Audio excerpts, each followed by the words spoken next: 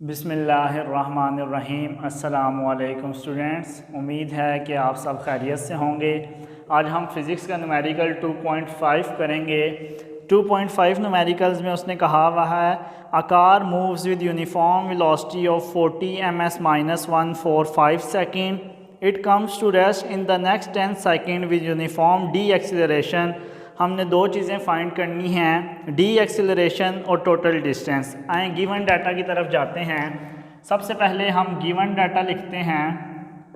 Given data इसमें बताया हुआ है a car moves with uniform velocity. एक कार हमारे पास यूनिफॉर्म वेलोसिटी के साथ मूव कर रही थी। इट्स मीन इनिशियल वेलोसिटी उसकी कितनी थी? कार की इनिशियल वेलोसिटी हमारे पास है 40 ms-1। यूनिफॉर्म वेलोसिटी को हम v एवरेज वेलोसिटी भी कह देते हैं, इनिशियल वेलोसिटी भी कह सकते हैं। For 5 second. टाइम हमारा कितना था?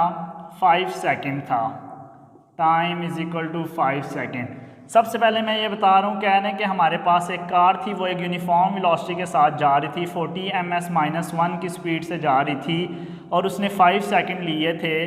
तो उसने कहा वह यूनिफॉर्म डी एक्सेलरेशन फाइंड करो। यूनिफॉर्म डी एक्सेलरेशन का मतलब ये है नेगेटिव एक्सेलरेशन फाइंड करना है कि हमारे पास ए की जो भी वैल्यू आएगी वो नेगेटिव होनी चाहिए। दूसरी बात उसने कही हुई है टोटल डिस्टेंस फाइंड करना है। सबसे पहले उसने कहा है कि एक बॉडी यूनिफॉर्म वेलोसिटी के साथ जा रही थी, उसने 5 सेकंड लिए।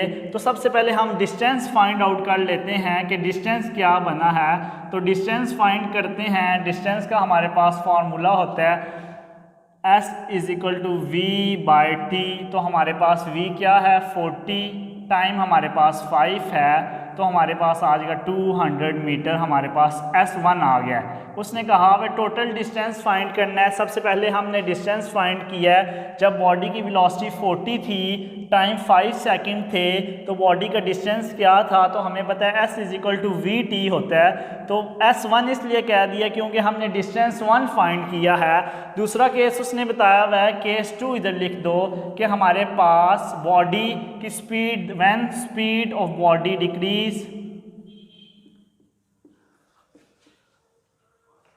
कार डिक्रीजेस, जब बॉडी की स्पीड कम हुई है and it comes to rest, और वो हमारे पास बॉडी रेस्ट पे आ गई है, तो अब क्या होगा? इट्स मीन उसने कहा है कि जब बॉडी ने पहले यूनिफॉर्म वेलोसिटी के साथ मूव कर रही थी, टाइम 5 सेकंड था, s1 डिस्टेंस फाइंड आउट कर लिया।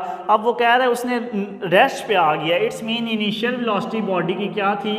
वो हमें पता है इनिशियल वेलोसिटी ऑफ कार या इनिशियल वेलोसिटी को vi से डिनोट करते हैं। पहले कितनी थी? 40 ms-1। अब कह रहे हैं कि बॉडी की फाइनल वेलोसिटी क्या हो गई है? बॉडी 10 सेकंड के बाद बॉडी हमारे पास रुक गई है। हमारे पास बॉडी की फाइनल वेलोसिटी क्या हो गई है? 0। कह रहे हैं बॉडी आफ्टर 10 सेकंड हमारे पास रेस्ट पे आ गई है, तो फाइनल वेलोसिटी हमारे पास क्या हो जाएगी? फाइनल वेलोसिटी हमारे पास हो गई है vf 0 ms-1। टाइम कितना है कि बॉडी जब रेस्ट पे आई है तो हमारे पास टाइम कितना था? 10 सेकंड। 10 सेकंड लगे हैं उसे रेस्ट में आने में।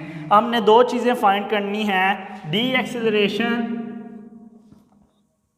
डीसेलरेशन एक चीज़, दूसरी चीज़ फाइंड करनी है total distance. Total distance find out करना है। सबसे पहले हम करते हैं, हमने यूनिफॉर्म डीसेलरेशन फाइंड करना है।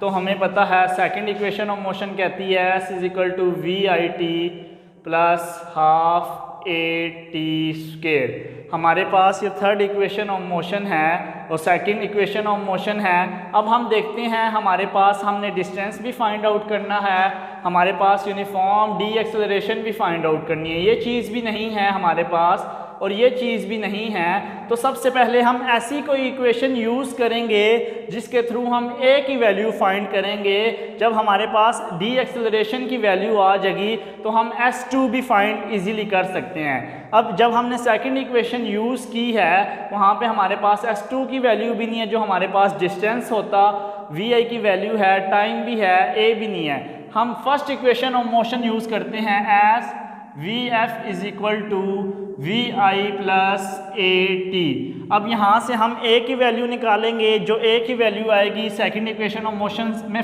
डालेंगे। यहाँ पे हमारे पास S2 भी आ जाएगा, यूनिफॉर्म डी एक्सेलरेशन भी यहाँ से आ जाएगा। तो इस S1 S2 को इकट्ठा करेंगे तो हमारे पास टोटल डिस्टेंस आ जाएगा।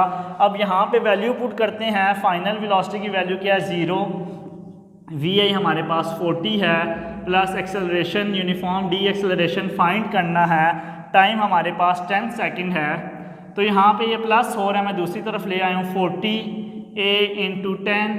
अब ये a के साथ मल्टीप्लाई हो रहा है, दूसरी तरफ जाके डिवाइड, -40 इंटू 10 इंटू a।